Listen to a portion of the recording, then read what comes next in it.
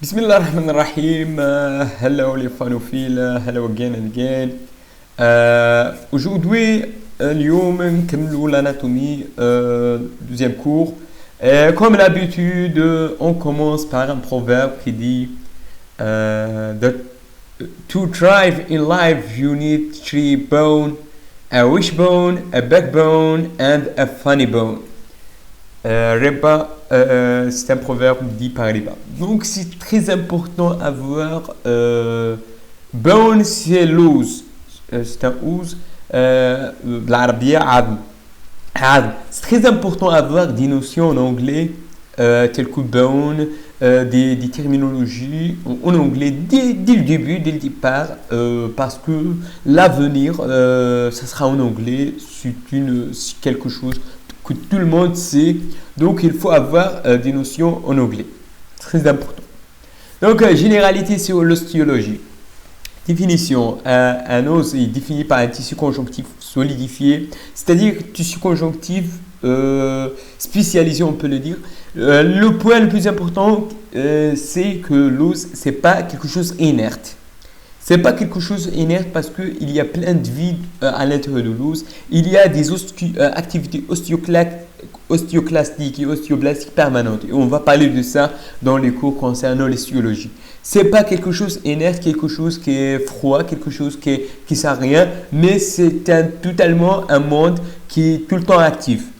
Imprégné des sels calcaires sert à plusieurs choses. Par exemple, à l'intérieur du moelle osseux, on a le moelle osseux et la moelle osseuse sert à la fabrication, par exemple, des cellules sanguines.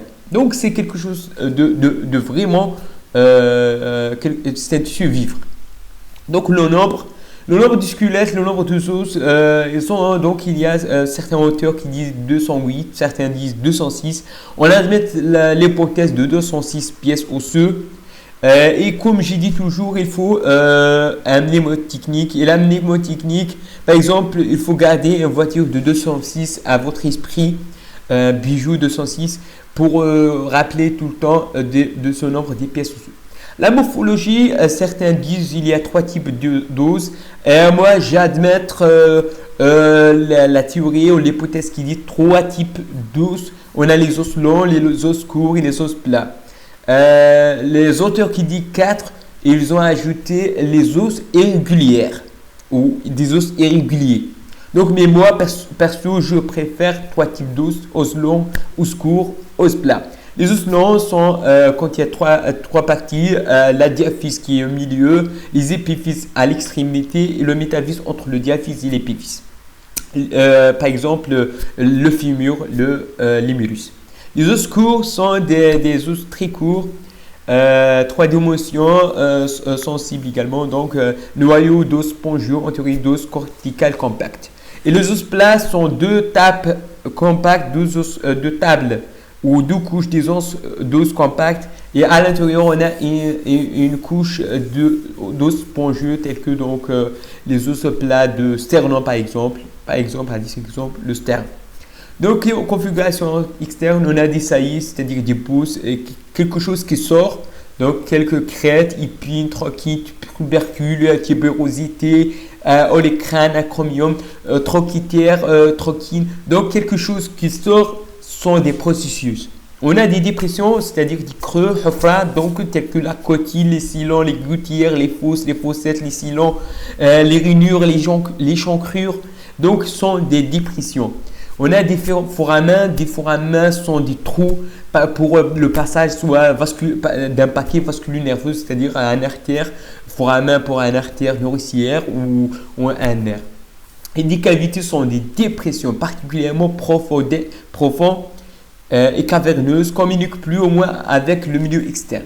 Par exemple, le sinus sphénoïde, les sinus qui se trouvent au niveau des boîtes crâniennes. Donc ici, c'est à peu près donc tous les os de membres supérieurs. Donc on a ici la scapula. Donc on va détailler ces os à partir, donc chacun tout seul. Donc on a ici le scapula, ici scapula qui articule avec l'humérus, ici une partie de l'humérus, ici l'humérus total, Ici, on a deux os de l'avant-bras. Ici, c'est le radius. Ici, le ulna. Donc, ulna ici et le radius ici. Donc, la tête d'ulna ici en bas. Donc, il faut rappeler que l'ulna est bizarre. Donc, normalement, on a la tête au nord, mais dans l'ulna, on a la tête en bas. Donc, la tête de l'ulna, elle est regardée en bas. Donc, très important. Ici, le cache thoracique, ici, la clavicule qui s'articule avec ici l'acromion. L'acromion, c'est l'os de scapula. Ici, on a cette sortie, ce qu'on appelle processus coracoïde. Il faut rappeler de ce processus coracoïde parce que c'est très important ce processus coracoïde. Il sert à plusieurs choses, des insertions ligamentaires et osseuses et musculaires. Donc, processus coracoïde. Et on va détailler donc tout ça, on va les détailler dans des cours à part. Donc, ici, s'articule ici les clavicules avec le sternum, donc articulation sternoclaviculaire ici. Et ici avec l'acromion, et l'acromion c'est une partie de ce fameux os triangulaire, c'est os triangulaire, ce qu'on appelle le scapula. Ici c'est l'épine de scapula, en anglais spine. Donc c'est très important spine ici pour délimiter trois choses. Ici la fosse supraépineuse et ici infraépineux qui donne aussi l'insertion musculaire. Je pense 18 muscles va insère dans le ici scapula. Donc ici la fosse subscapulaire, donc en avant. Ici c'est une vue postérieure, ici vue antérieure, donc en avant. Ici on a la fossette. Ici la cavité glénoïde qui donne l'articulation avec donc l'humérus, la tête humérale ici, une partie cartilagineuse. Et l'humérus, donc l'humérus va s'articuler en bas. Ici, il va s'articuler l'humérus en bas. Donc, c'est c'est une vue postérieure qui va donner ici un sillon très important dans la tiers moyenne de l'humérus. C'est un sillon pour le nerf radial, je pense, qui passe par là. Donc, au niveau de tiers moyen. Ici, c'est une vue antérieure de l'humérus. L'humérus, c'est le seul os au niveau de bras.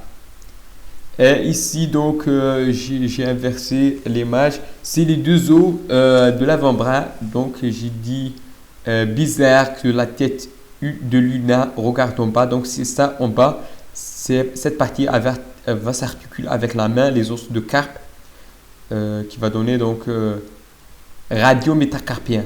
C'est seulement le radius qui s'articule avec les os de carpe ici.